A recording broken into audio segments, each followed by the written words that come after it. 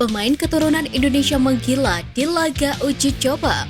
PSSI undang pemain abroad timnas U17 Indonesia.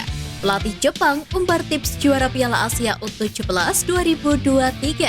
Simak video selengkapnya hanya di Garuda Space Update.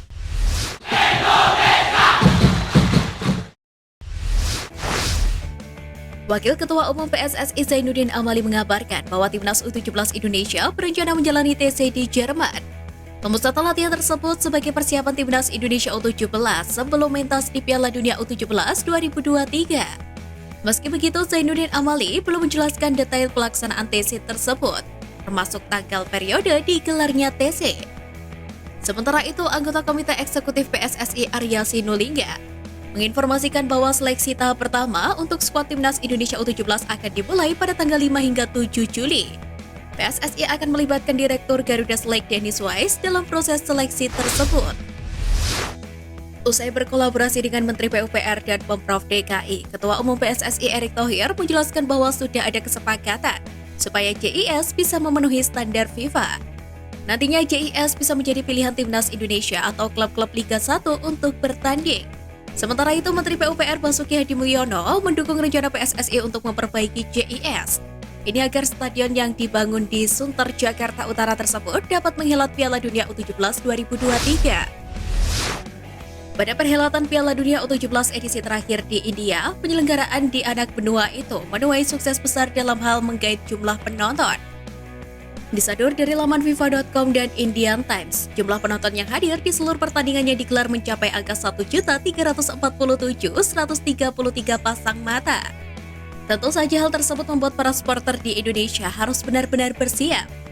Pasalnya sejauh ini para supporter Indonesia selalu menjadi record breaker dalam setiap turnamen berskala internasional yang diselenggarakan di Indonesia.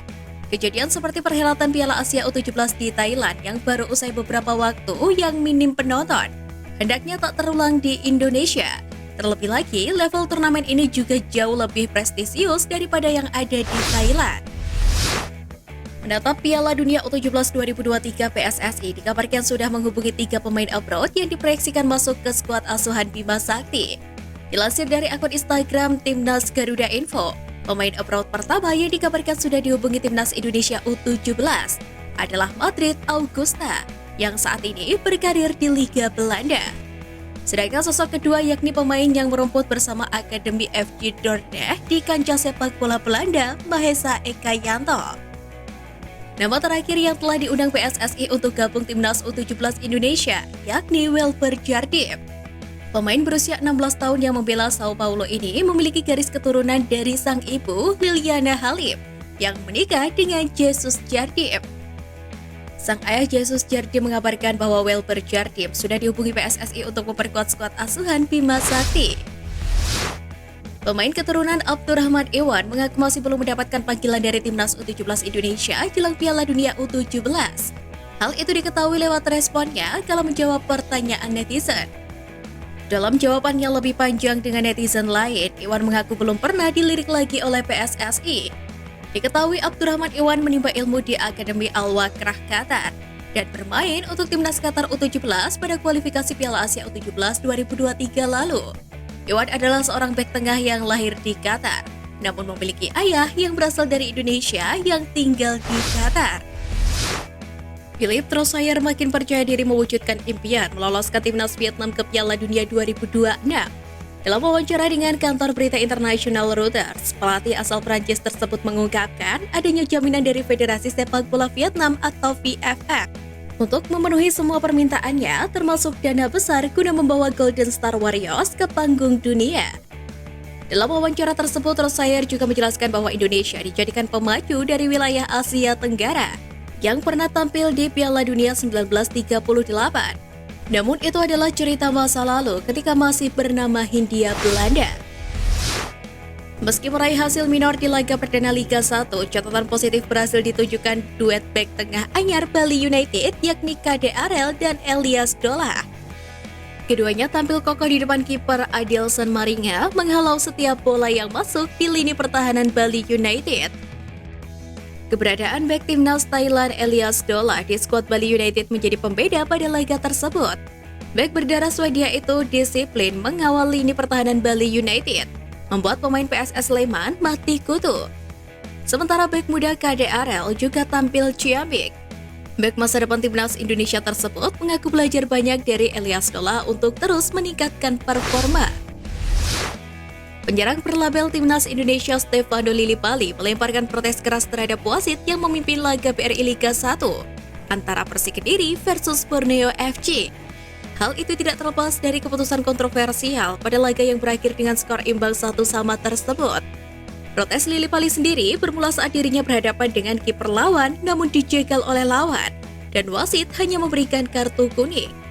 Dikutip dari akun Instagram @pengamatSepakBola, postingan yang menyoroti protes tersebut kemudian direspon oleh Lillipali. Pemain berusia 33 tahun ini memberikan emoji jempol yang membuatnya kemudian dapat dukungan dari netizen. Pelatih Jepang U17 Moriyama membagikan kunci sukses untuk keberhasilannya menjadi juara Piala Asia U17 jelang Piala Dunia U17 2023. Moriyama menyebut bahwa terus menekankan pentingnya sepak bola menyerang. Terlebih di Piala Dunia U17 mendatang, negara-negara kelas dunia akan saling berhadapan. Tentu hal tersebut menjadi sedikit bocoran bagi timnas U17 Indonesia. Pasalnya, skuad asuhan Bima Sakti sendiri memiliki talenta yang tak kalah luar biasa. Penyerang timnas putri Indonesia Zahra Musdalifah menyusul Pratama Arhan di Liga Jepang. Setelah dirinya resmi direkrut oleh Cerezo Osaka Yanmar Ladies. Cerezo Osaka adalah klub Jepang yang bermain di J-League, yang juga merupakan kompetisi tertinggi di negara tersebut sejak 1994. Cerezo Osaka membentuk tim wanita tahun 2010 dan pada musim 2023-2024. Mereka kini akan berkompetisi di WA League, Liga Sepak Bola Wanita Profesional Jepang. Kesuksesan Zahra menembus Liga Jepang tidak terlepas dari kerjasama antara Asiana Soccer School dengan Cerezo Osaka. Pemain yang berposisi sebagai sayap tersebut dikontrak selama 1 tahun. Zahra mengakui kesempatan bermain di luar negeri sudah seperti mimpi yang menjadi kenyataan. Ketua Umum PSSI Erick Thohir menjelaskan pihaknya sedang bernegosiasi dengan pelatih asal Jepang untuk menukangi timnas putri Indonesia. Rencananya jika setuju, sang juru formasi akan dikontrak 4 tahun. Saat ini dikatakan Erick Thohir negosiasi sedang berjalan. Oleh sebab itu, lelaki yang juga menjabat sebagai Menteri BUMN tersebut belum mau membocorkan namanya. Erick menjelaskan pelatih Jepang itu akan punya tantangan berat selama menukangi timnas putri Indonesia. Salah satunya adalah meloloskan tim nasional ke Piala Dunia Wanita 2027. Pemain keturunan Indonesia Tom Haye sukses tampil impresif di laga uji coba kontra FC Wolfsvega.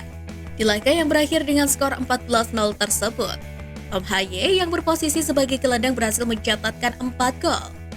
Diketahui Tom Haye hanya beberapa minggu terakhir, center dikabarkan bakal dinaturalisasi menjadi warga negara Indonesia.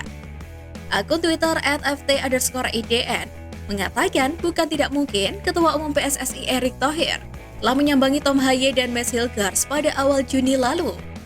Tanda-tanda itu semakin terlihat setelah Tom Haye dan Mads Hilgers kompak memfollow akun Instagram PSSI. Satu hal yang pasti, timnas Indonesia bakal sangat diuntungkan jika mendapatkan jasa Tom Haye. Sekian Flash News kali ini Sobat Garuda, mari terus dukung perjuangan timnas Indonesia. Nantikan Flash News Edition dari Garuda Space selanjutnya. Terima kasih dan salam olahraga.